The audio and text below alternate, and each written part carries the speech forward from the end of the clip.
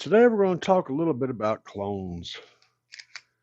And I don't mean the sheeps, cloned in the spider sheep.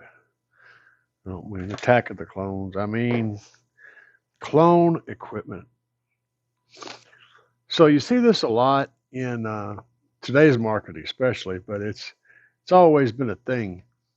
If you look, for example, at the Honda Grom, there have been many generic companies building bikes that look and function like the Honda Grom.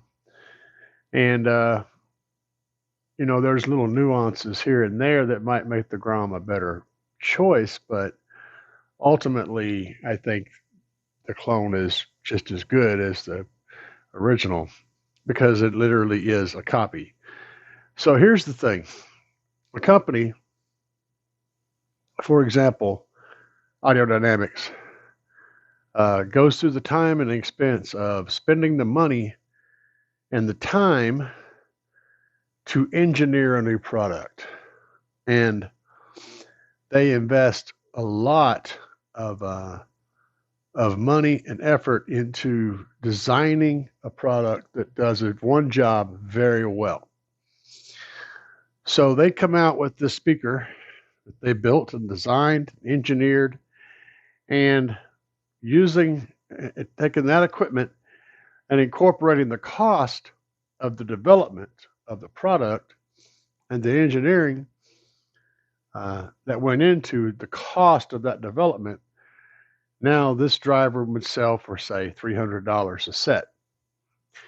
And that is so that with their predicted sales, they can recoup the cost of the engineering. Now, let's say that they have, as everybody else does, shopped out the construction of the product that they developed and engineered.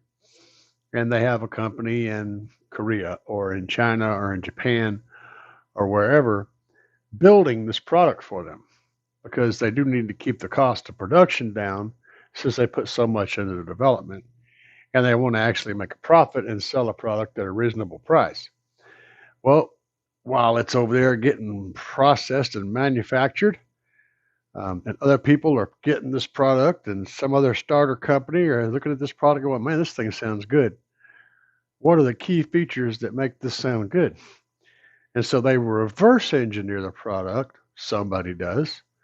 And they're great. All right, so you tear it all down, figure out what materials were used where, and the shapes and dimensions, and what type of voice coil, the wiring, the spider, the frame, what elements are making this thing sound good, right? And so this one guy spends a couple of days figuring that out. And now he has enough research done to where he can build a copy, a sonic copy or a visual copy or both of this driver. And since there's nothing so special about the way it looks, the way it functions, that gives it any real protection in the, information, protected information or protected design, it's fairly easy to copy this because it looks like any other coaxial speaker. And then they can release it. And since they didn't have to put the engineering money into designing it, all they're basically doing is just producing it. And they can sell it for half the price. Now, or a third of the price, or even less. Especially if the company is big. They can afford to sell it at like a 10% over cost and sell millions of them. And this happens. These are the things that happen in the world of products, whether it be car audio products or home audio products or motorcycles or whatever. Now, for the consumer, ultimately, it's a good thing for the consumer because the consumer can get a product that's had large amounts of investment and development and engineering built into it at a price for someone who literally just stole that intellectual property and recreated a product based on it. So you can get a much less expensive product that has had all that research into it.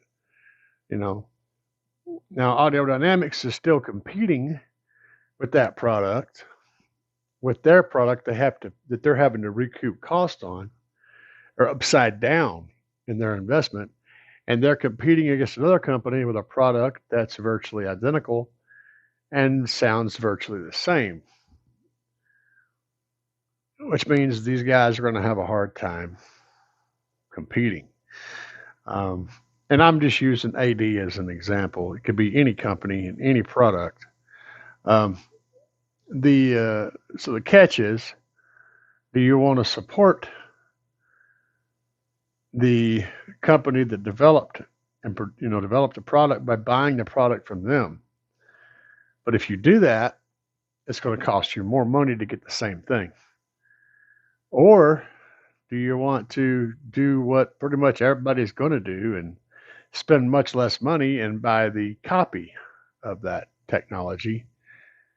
And then the company that is engineering and developing new things and building quality stuff can't afford to keep doing that. So now, in order for them to compete, they're going to have to start doing what everybody else does, just copying someone else and having something built to the lowest price point possible and selling it with their name on it. Ultimately, what happens is the consumer dictates what a successful business model looks like. And today, the successful business model is doing it as cheap as you possibly can and staying underpriced from everybody else.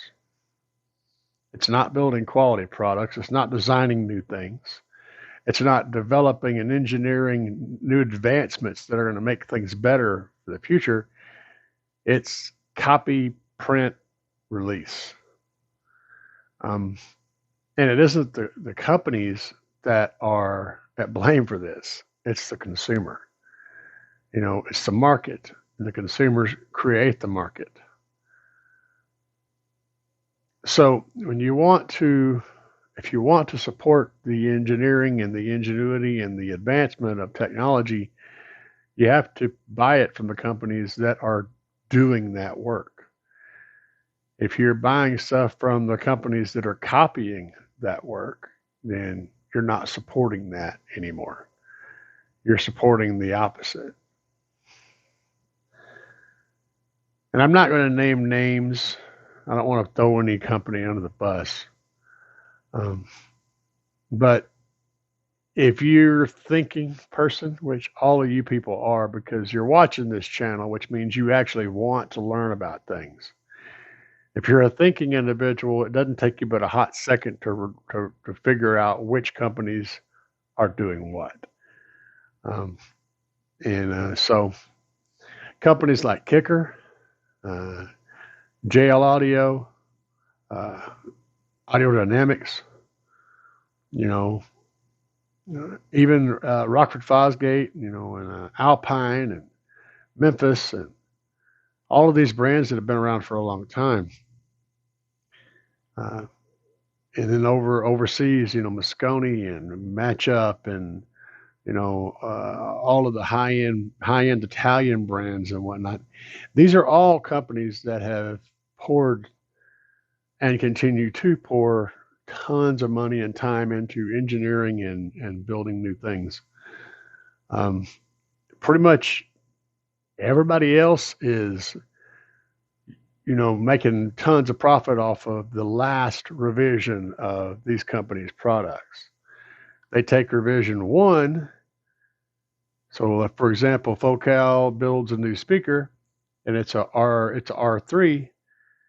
By the time that happens, the R1 and R2 have been out so long that they've already been reverse engineered. So now there's companies that are building revision 1 and 2 stuff similar to the revision 1 and 2 of this Focal speaker and selling it at a substantially lower price. And that's what happens. They're taking the last model, and you're going to see that.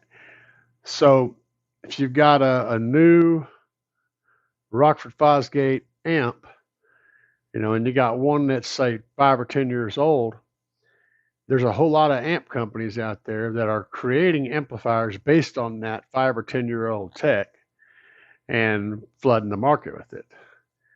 And it's 95% as good as the newest revision. But the problem is, if you're not buying the newest revision, they're going to stop trying to revise it, and the technology is just going to stagnate, which is exactly what has happened in the amplifier world. If you look at all of the Korean amplifiers, if I took the cases off of all of them and you took away the little name brands that have been stamped on there and all that stuff and just broke it down to the components, they're all basically identical. And they're all fairly old technology.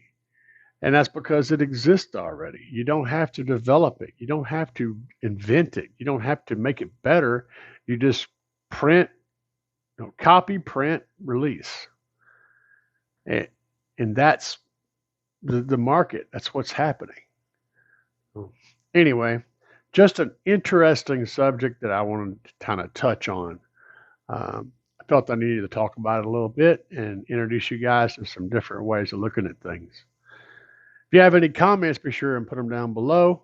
I would love to have discussions about this stuff. And I would love to hear your input on it. And if you haven't already done so, and 75% of you haven't, hit that subscribe button, please. Give me the subscription. It takes a half a second, don't cost you a dime. It makes a world of difference to me. I appreciate you guys, and y'all have a good day. Peace.